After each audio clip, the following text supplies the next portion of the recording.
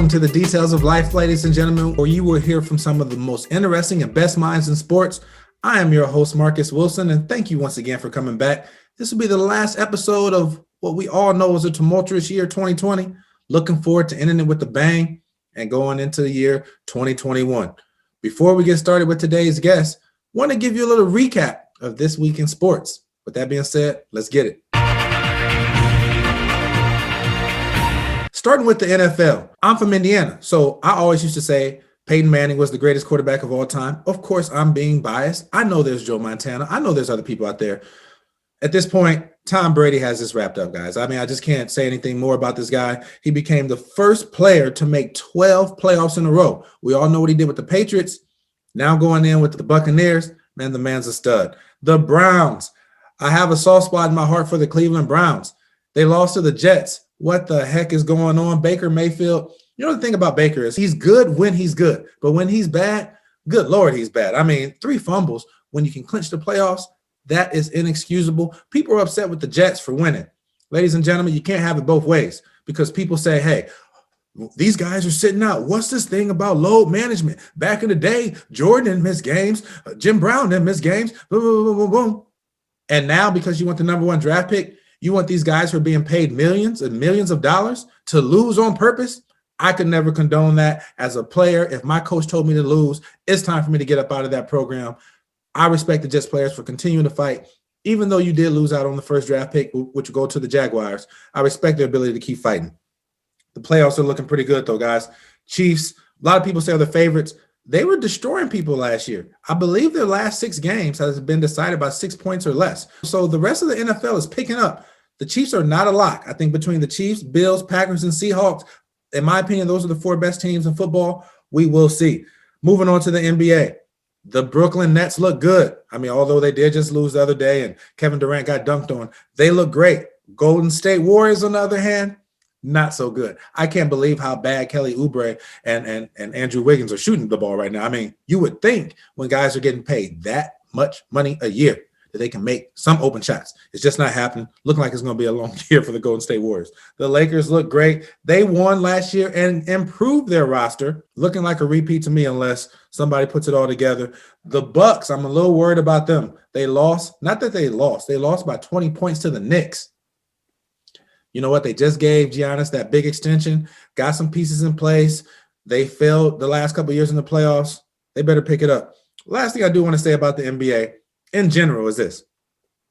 I've brought up how much money these guys make. I'm not hating. You know what? This is their value. People say they get overpaid. No, they're not. No, they're not. If the CEO is paying you that much money, trust me, he's not sacrificing his own money to make these guys make more money. Everyone's getting paid their value, right? What I do have a problem with is guys like just getting attitudes with the media. Kevin Durant giving one-word answers to Charles Barkley. I know Charles Barkley's been hard on him. I know that he said some comments that isn't favorable or that Kevin Durant didn't like. It's part of the game. When you want to play on TV in front of millions to make millions, there's people that's going to criticize, guys. Kevin Durant, you got to get out your feelings, buddy, man. I mean, like, I think you're the best player in the world. But come on, man, like just quit being so sensitive about those things. Kyrie got a little upset, called the media pawns. Do you guys know how much the media increases your value? Even when they're talking bad about you, it keeps your name in the media. It makes some people dislike you and watch the game to see if you lose. It makes some people like you more, go buy your jersey, which gets ratings up when they watch you more so you can make more money. You guys should realize that the media is your friend. Unless they're saying something, just lies about you or your family or your kids, got to get over it. We've seen a couple guys with Dwayne Haskins get in trouble being at a strip club. James Harden, they said he was at a strip club. He said, no, I wasn't. I was at home. Guys, whether you're at the strip club or if you bring strippers to your location, it's still a strip club. If I bring 10 strippers to my basement and they're dancing, you know what that is? That's a strip club in my basement, guys. Just because they say you can't go to the place doesn't mean that you can bring the place to you. That defeats the point. Come on, man. We got to do better. Let's keep ourselves safe and focus on the ball. College basketball, Gonzaga is for real. I mean, they're beating top 20 teams and they're beating them convincingly. Just destroyed Virginia, put up 98 points on them. People don't put up 98 points on Virginia. This team is loaded. They are no doubt my favorite to win the championship this year. Illinois basketball, man, Io is the real deal. Kentucky basketball, these are people that I follow because I'm right here in the Midwest. If you're out there watching the West Coast, I'm sorry, I'm not talking about Stanford as much, but Kentucky being 1-6 is a big deal, right? I mean, that's a big deal. Just lost to Louisville. Cal's going to have to start pulling some strings. I know they had the issue with Cam Fletcher. Now they're saying he's coming back, trying to get it back rolling. Better do it soon because this isn't looking good, guys. Conference basketball is starting, so this is what I'm looking forward to. You'll see me on air. My next game is January 2nd for anyone that wants to tune in. It'll be on NBC Sports, not ESPN Plus this time. But with that said, I'm looking forward to calling conference basketball games. And what I will say, guys, is everyone's talking about how do you win the conference. I was just in this conversation with some guys the other day talking about you got to win all your home games and then go 50-50 on the road, and that's how you win the conference. I just don't think that home court advantage, matter of fact, I know home court advantage is not what it was before. When I called games and when you guys watch games or attended games, you saw the energy in the building. You saw when the crowd got into it, how it influenced refs from making a bad call, or when someone on your team fouled, they let that foul go because they were afraid of the fans and the coach going off on them. You don't have that anymore. All that energy when guys get dunks in the transition game, you don't have the crowd hyping them up. You don't have the camera crazy. You don't have 10,000 people rooting you on. Therefore, home court advantage is not what it used to be. Conference play, look for tight conference races, as it always is, but even tighter because teams are going to lose at home that normally don't lose at home. They're going to get some road wins. You're going to get wins in ways that you normally didn't. It's up to you to bring your energy that night. Looking forward to seeing what can happen. And again, what I've said in many prior episodes, teams cannot shoot the ball. Man, you can tell these kids can dribble. Good Lord. They can dribble around cones. They can go behind their back. They can look good. Got on headbands. Got their shorts rolled up so they're showing more leg. I don't know what this is all about. What I do know is that guys are wide open, shooting air balls, shooting 25% from three. And guys, there's no excuse for it. You got the shooting gun. You can go in the gym, shoot 500 shots a day. I can tell you what it is. Being a former shooter, and I'm not trying to tell anybody what to do, but when you go shoot 500 shots a day at 50% speed and you're knocking them down and everything feels good, and you normally jump 18 inches, but you're practicing 500 shots jumping 8 inches off the ground, that 10 inches of difference is huge in the accuracy of your shot. Shooting from a release point of here versus 10 inches higher, if you're not going to practice full speed, it's not going to translate to the game, guys. And we're seeing it. And I'm tired of seeing guys shooting horribly at the college level. We got to do better. Last thing is college football. I'm so excited about these bowl games because they got it right this year. At the Cotton Bowl, Oklahoma versus Florida. We got the Chick-fil-A Bowl with Cincinnati versus Georgia. So Georgia's 8, Cincinnati's 9. And then we got the top 4 right, which I think we got the top 4 right. I'm sure Texas A&M feels they should have got in. What can I say? I don't know what to tell you. Notre Dame is number 4, playing number 1 Alabama, number 2 Clemson, number 3 Ohio State. I would really like to see Notre Dame get a win here. I think it would be good for college football. Whether they can do it or not, I'm not sure, but it's a great Final Four of traditional powerhouses on New Year's Day. Looking forward to it. Another big story that we got De'Aaron King coming back to Miami. He's on the 6-year plan. A lot of you guys out there went to college and you're on the 6-year plan, didn't really mean to, meant to graduate in 4, ended up going for 6 years. This guy has actually intended to stay for 6 years. 4 years at Houston, transferred, took the grad year at Miami, and now because of the COVID waiver, has now decided to come back for another year. His 6th year in college football. If this kid doesn't break some records, I don't know how you're going to do it. Speaking of 6 with De'Aaron King for 6 years, I think it's time to expand the college football playoffs to 6. I know some people say 8, some people say 16. I'd go for that. At the minimum, you can stretch it out one more week if you take it to 6 teams. Teams 1 and 2 have a bye.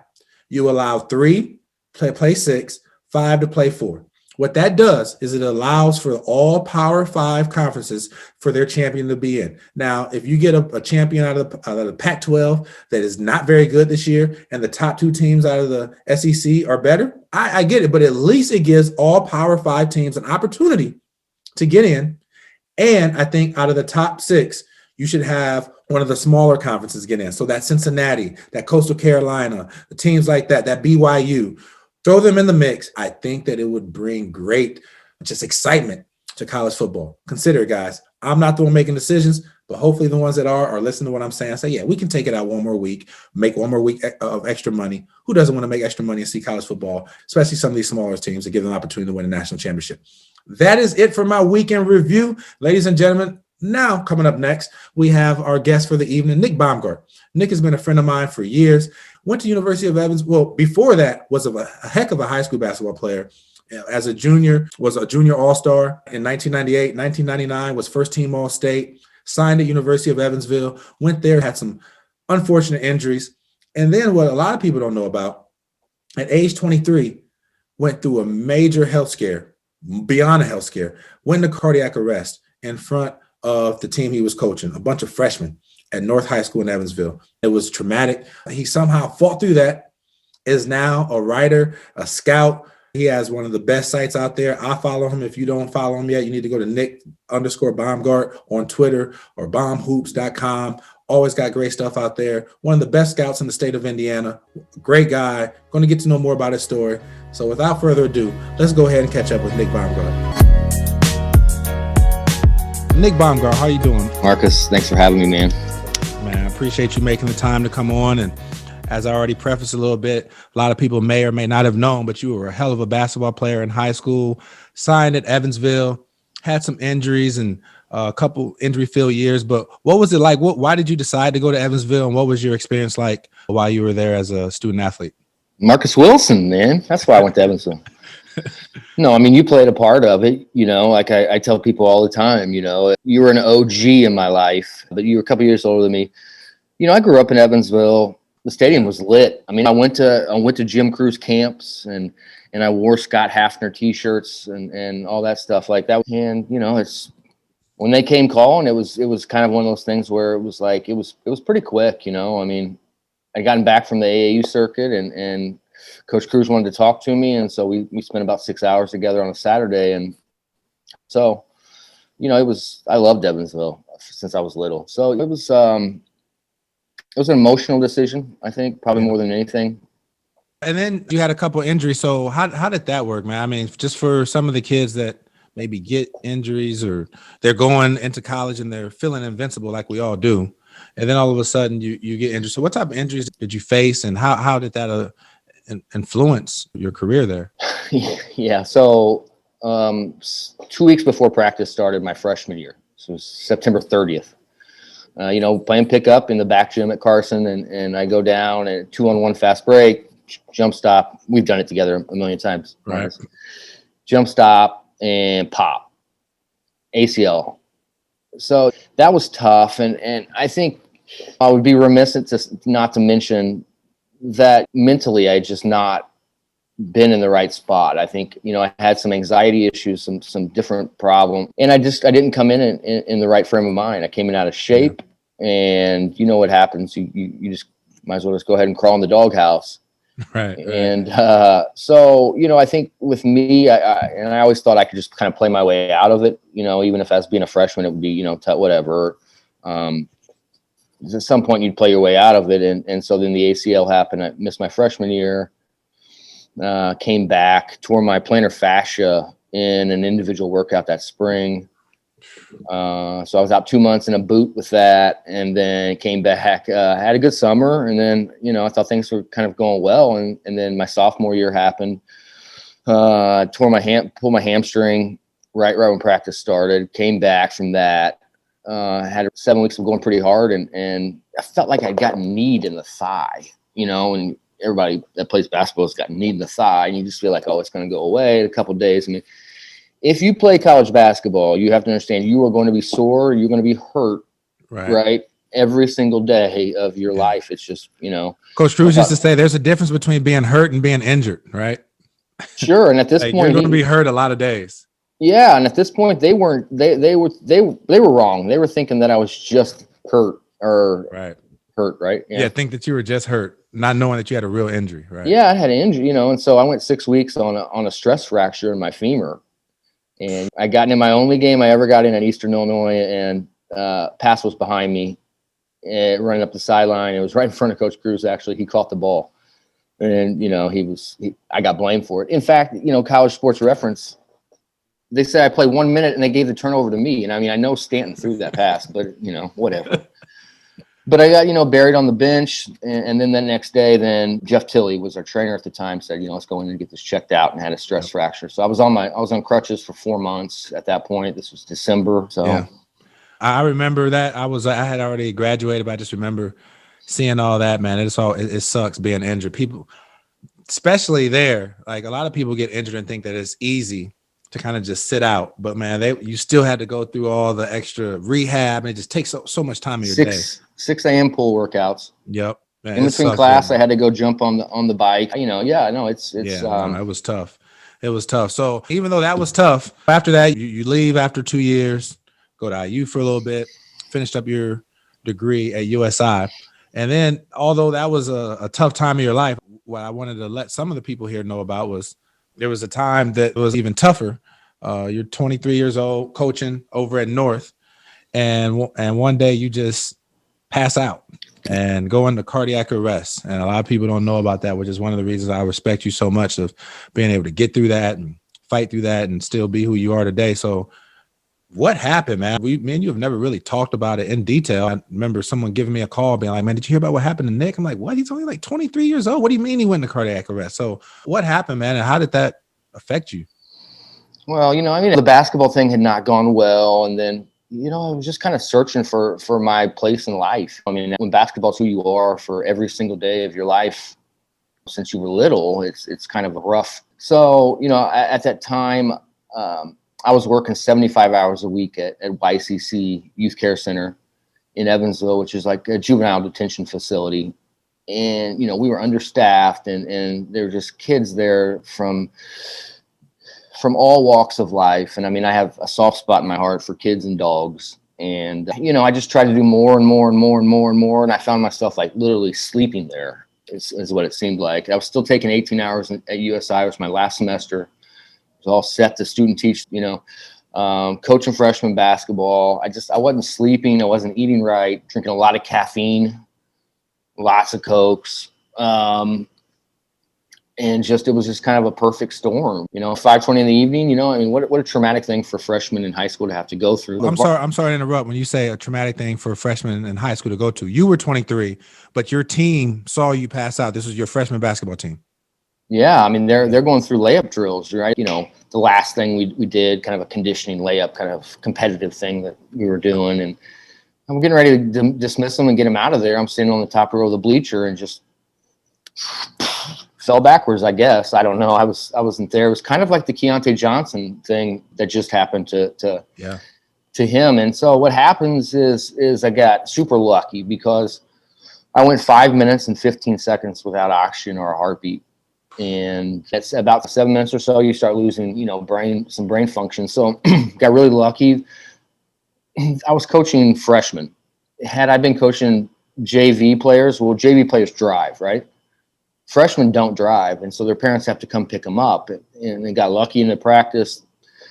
They're the parents. They're just sitting there, waiting, and they rush in, start CPR on me, got me to the hospital. 95% of people that go into cardiac arrest never make it to the hospital. So 3 days later, I wake up strapped down to a bed, and there's just tubes everywhere. And my parents are there the entire 3 days, right? And they get up and go have lunch as I come out of this coma. And so it took a little bit to understand like where I was and what was going on. And then, out of it, I got a defibrillator in my chest, which was it's been a really hard thing for, a young person to have to deal with. And it went off 11 times that first year. And so, we've had some surgeries and some different things and got it all worked out. So things are good from that regard, but it's been a rocky road, man, but it's what makes you. I don't think a lot of things in life, probably if you looked at it, if people looked at their life, that they necessarily wouldn't do that again kind of thing. But that thing is what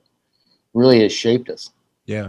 Before we kind of move on, there's a lot of people that go through some things and they're just never the same. They sometimes they go into depression, or they just stay in that space and don't move forward, you've obviously moved forward into some other really good things, which we're about to get into. But for anyone that, especially at age 23, you could have easily said, "Whoa, it's me, man. Why me at age 23? This is supposed to happen when you're 63, right?" But instead, you somehow come out of that great person. People like you, respect you. You're knowledgeable in your craft. What allowed you to get through that time? And I'm sure there were some hard days, but what was it like getting through that time from laying in that hospital bed to where you are at now, like mentally and emotionally, to not just be in a woe is me mode? Like, what kept you up and going? Well, I appreciate the words, Marcus. That's nice. But I'll be honest. I had a lot of woe is me days. Because what happened was I was 23, going to start my job, right? Hopefully in the next school year. And so I would have had health insurance and everything. I had a private policy, a 5-question policy. This was before Obamacare. Right. And so you didn't have those protections. So my insurance company sent me a letter 2 weeks after I got out of the hospital and said, basically I had lied on my application. So insurance comes back and essentially says, we're not paying. So I was, $104,000 in debt by the time everything kind of came through. And so it was a really rough from that standpoint, because not only had your health, but, financially things were rough. And what girl wants to date a guy with a defibrillator and $100,000 in debt at 23. So right. I had some woe is me moments. I definitely did. I think one of the biggest things that helped me was to write. I was always told I wasn't a good writer growing up. I went to a lot of counseling, and Dr. Katie, who I still go to today, just because he's just a good guy. He said, Nick, why don't you get a notebook and just start writing your thoughts down? Write this stuff out. And at the time I said, screw you. Like, I'm paying you $300 an hour and you're going to tell me to write in a notebook? Yeah. Come on. Right. So, but eventually, that's changed my life. It's been able to allow me to get over things, because, if I have to be honest with you, I still have regrets. I mean, when I talk to kids, I say, you're going to have some level of regret. Even if you're successful, you're going to wish, oh, I would have done this better, or I would have done this different, or whatever. Right. But, it's something that I think about a lot. I think it certainly drives me to help kids now to be better. But it's that whole period of my life was, but it's made me who I am. Like I said, I respect it, and that's a big part of your story that I think a lot of people didn't know, which would probably even add to the respect that people have for you. And so, like you said, you started writing, which probably led you to what you're doing now. You're the founder and CEO of Bomb Hoops. I follow you on Twitter. How did you get rolling into that? And I mean, you have a pretty large following. How did you get that going and get to a point where people respect what you're saying enough to be able to follow you and start taking your word about who's good in the state of Indiana? I don't know. I still don't know. I still don't know why people listen to. Why do you guys listen to me? Right. But, Coach Cruz and I didn't see eye to eye, and I contributed to that. Trust me. Okay. I had a big hand in that, but we just didn't mesh. Yep. But Coach Cruz is the smartest basketball guy in the world. I mean, the things that he would say and talk about, it was just brilliance. Post entries below the free throw line. Yeah.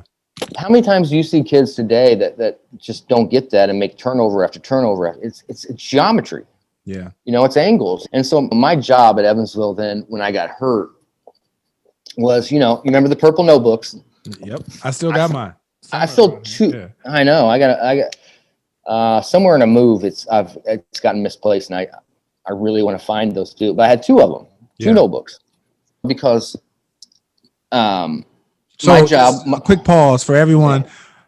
Yeah. Me and him are talking about purple notebooks because we know what we're talking about. So at Evansville, when you got there as a player, they gave you this notebook and you had to take notes. It was almost just like you took it everywhere you went, to practice, before and after practice, on the road.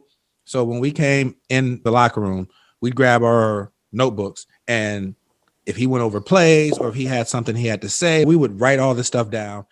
And eventually, man, you would have like a thick notebook over the years of all these notes and plays. And he taught you how to like diagram plays and stuff that a lot of people don't know how to do. So that's what the Purple Notebook is. It's basically a history of everything that you learned there at Evansville. So anyway, I just wanted to let the people know what No, I appreciate that background, because I did kind of glossed over that. So, but my job was to sit there on the sideline and write in the notebook. And if Coach Cruz said, Henry Domer comes off the screen and he goes left every time, whatever, I had to write that down. And then my job was after practice was over, then to relay it to my teammates. Yep.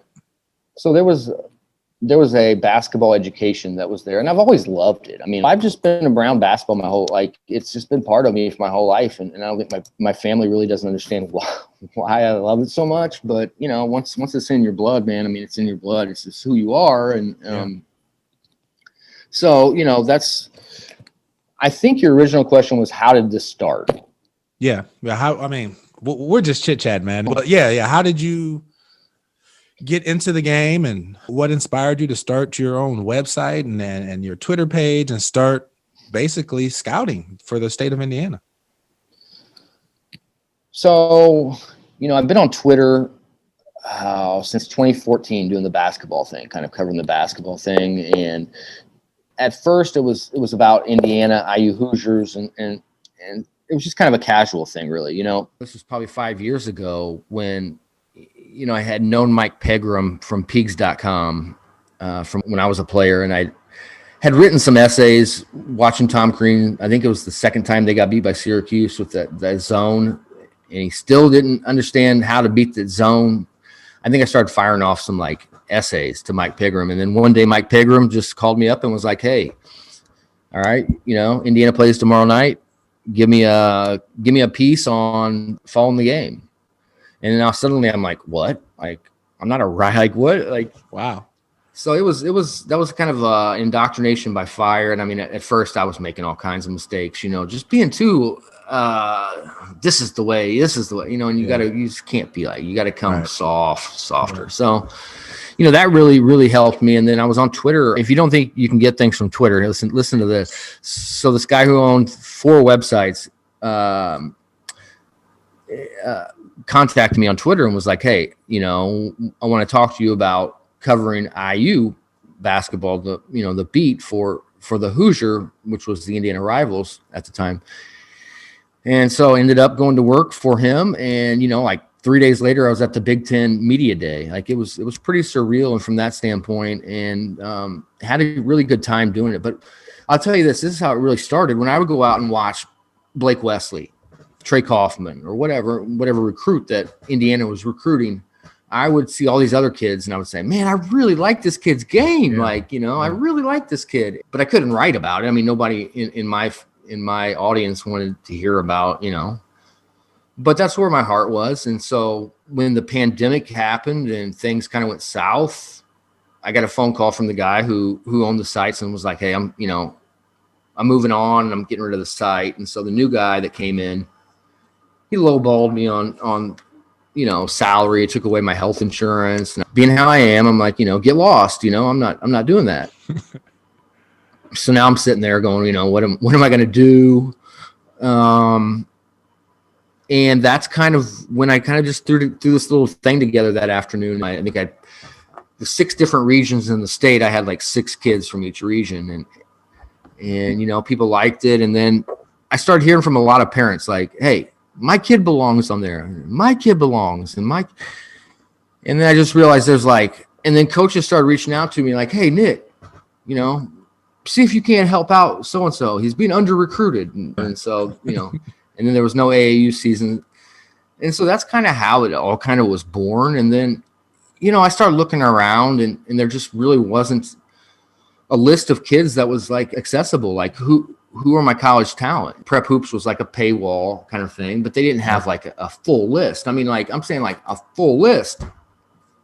That's how I wanted to do it. And so I started in on it and, just started talking to a lot of people. And so many people have been so helpful to me as far as taking time to talk to me and to send me stuff and just kind of to talk our way through things. I've kind of been able to get a grasp on the kids. And so, My big thing is I like to try to get eyes on everybody. I wanted to help kids. That was my biggest motivation. I wanted to help coaches. I wanted to help kids and coaches get the right situation, the right matchup, because I didn't have the right matchup. Like I said, it was an emotional decision in my life, and I should have thought more with my head. When you make this college decision, people say, "Oh, well, go with your heart, go with your head." Yeah. Heart is so emotional, and in the courting process, people are going to say things that they don't follow up on. Yeah, I can tell you that for sure. I've seen it. I've experienced it, and use your head. Use your head when you're making a college choice. Yeah. So before we close up, I do want to allow you to kind of speak on that a little bit. You've played at the D1 level.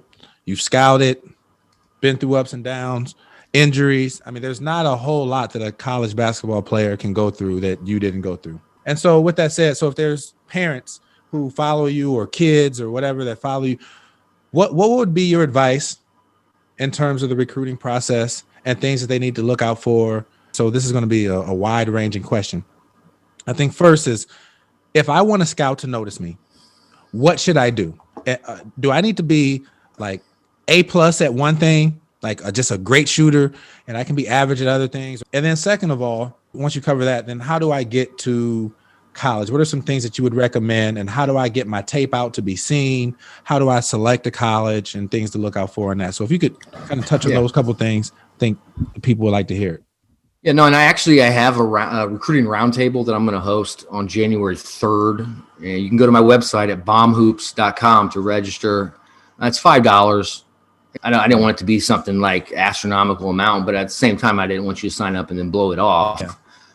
But so without giving away, because I don't want people to get their money's worth today without signing up on that day. So in a nutshell, how would you get ranked in your top 10? And then after that, what would you suggest for kids on how to get to college and what to look out for in that recruitment process? No. I'm going to share anything with you. You are one of my good buddies, but just to help kids. If you're out there and you're really kind of lost in this whole thing, if you show up to the round table on Sunday, it just kind of gets our relationship going. Yep. And, I call for a lot of kids. I talk to a lot of coaches, and I guess to be noticed, to get noticed, there's 25 different areas that I've identified that when I go to evaluate a kid that I look at, because I think that you being able to shoot the basketball, I think whether you're going to work at it in college is as important as you being able to shoot the basketball well right now. Your work ethic, your character, your habits, those are the things to me that matter the most.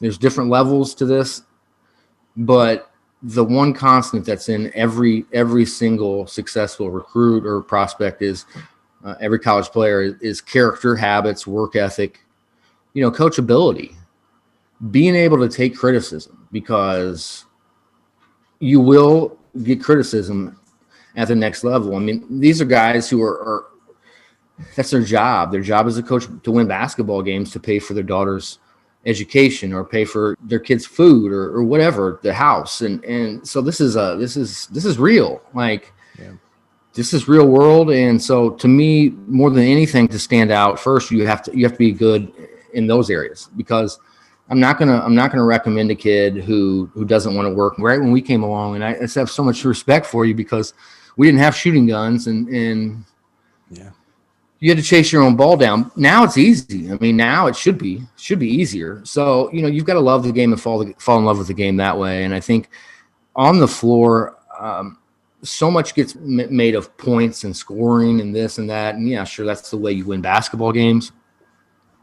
Just playing hard. Like, it sounds like old man yelling at the clouds, okay? But I just don't see kids just like getting down, just getting in somebody defensively.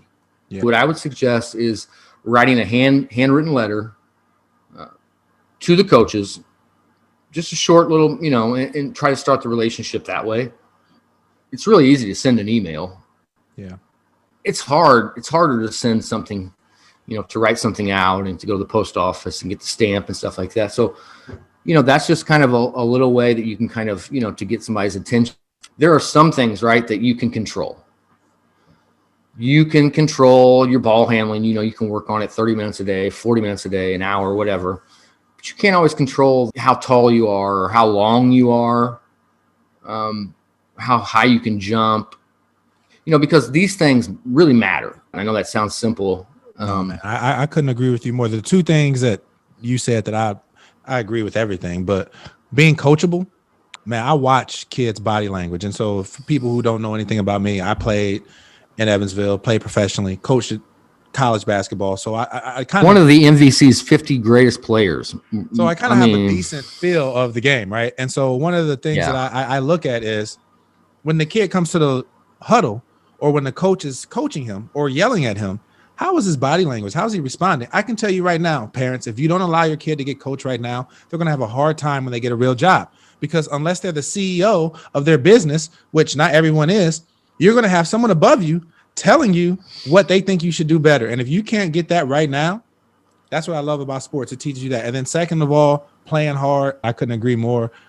It's just like now that kids are on social media and YouTube's out there, it's almost like everybody wants to be so cool. You want to look cool more than you want to look good. If I see a kid, like you said, getting down and dirty, diving on the floor for a loose ball, making ugly faces, running after the ball because they're just competing that hard, like, I love that kid. I can find a spot on my team for a kid like that. Even if he's not a starter, whenever my team is struggling, knowing that I have guys like that on my bench that can come in and infuse energy and they can get everybody else playing hard and get us back going. He may be a starter, may not, but every college coach needs a couple players like that. And so just being coachable and playing hard can get you further than what people realize. So I couldn't agree with you more on those things.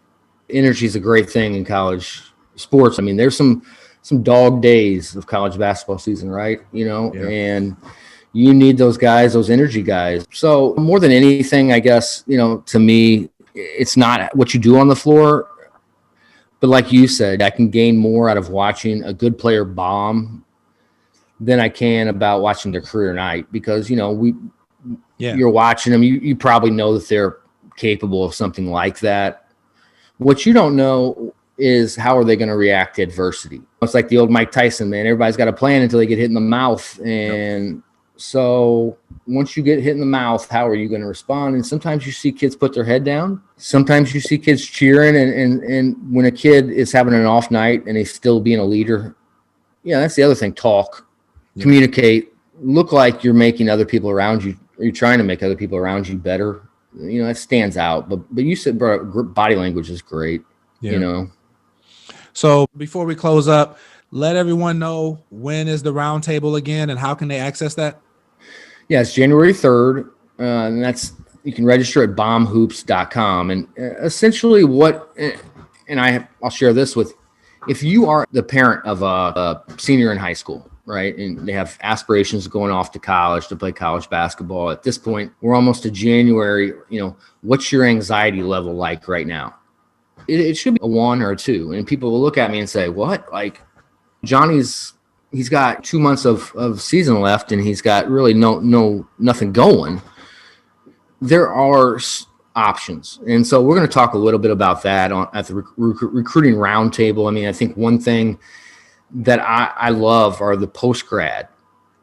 Taking a post-grad year gives you an opportunity, if you don't have things going on. Not all of us develop at 18.